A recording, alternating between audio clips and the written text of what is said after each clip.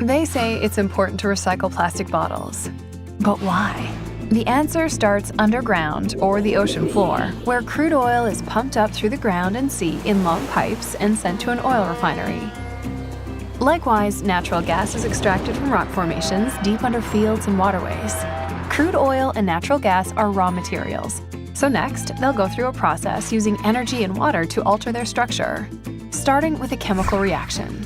Hundreds of thousands of small molecules called monomers combine to form a polymer chain. Millions of polymer chains are formed at once, creating a mass known as a resin. Resins come in different shapes and sizes. Pellets like these are what's used in plastic manufacturing. Using high heat and pressure, the pellets are melted down and injected into the mold of a small tube known as a preform.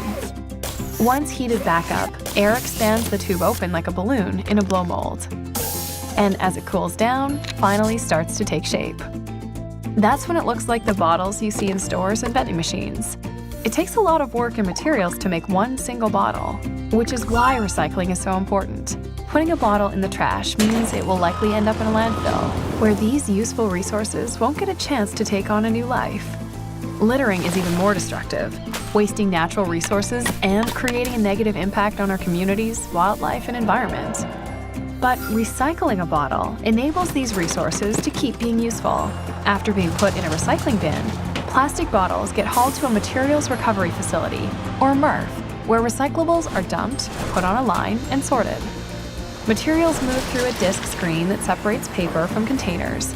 Metals are separated by magnets, and plastics are sorted by visual inspection using a combo of machines and people. Plastic is then sorted into categories by type.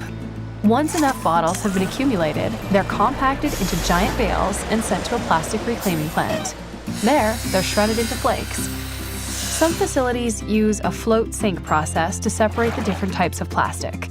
Ultimately, all the plastic is washed thoroughly to remove contaminants and prepare them for their new life.